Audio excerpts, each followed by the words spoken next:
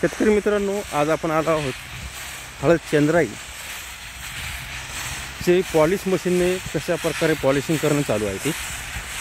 आणि आपण 2 दिवसापूर्वी पूर्ण हळद गोळा केली होती आणि आज पॉलिश करणं चालू केली। परंतु इथं जो जेठा आहे बंडा, हा जेठा असाच वाळू देणं चालू आहे। कारण जेठा काय आपल्याला इथं अजून 8 दिवस तरी ठेवावं लागेल, कारण तो पूर्ण वाळू द्यावा लागेल।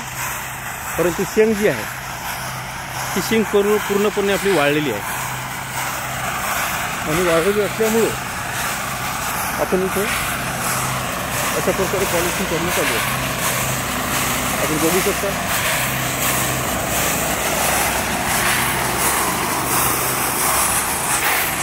आणि पूर्ण पॉलिशिंग केल्यानंतर झाडाखाली सावलीला ताडपत्री घासून आपण इथे ठेवायचे आहे। इथे बघा अशा प्रकारे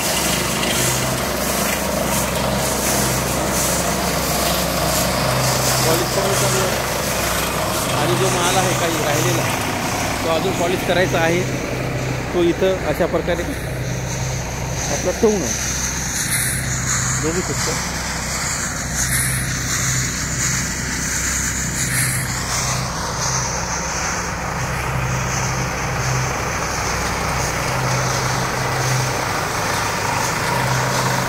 आणि बाकीचा जो माल आहे तो आपण झाडाखाली ठेवलेला आहे। इथे बघूया जाऊ।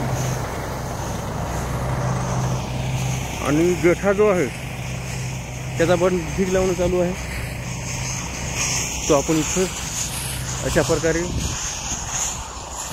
गोळा करणं चालू केलेला आहे, जो वाळलेला आहे तो।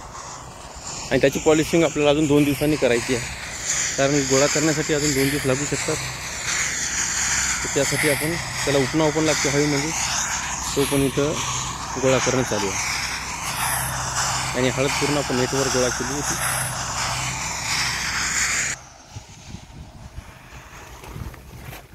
इथं आपण माल काढलेला पॉलिश केलेला ठेवलेला आहे आणि हळद जी पॉलिशिंग झालेली आहे तशा प्रकारे आपण इथं बघूया।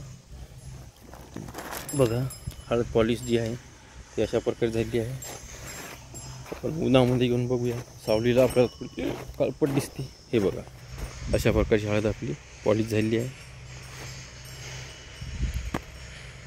एकदम चांगली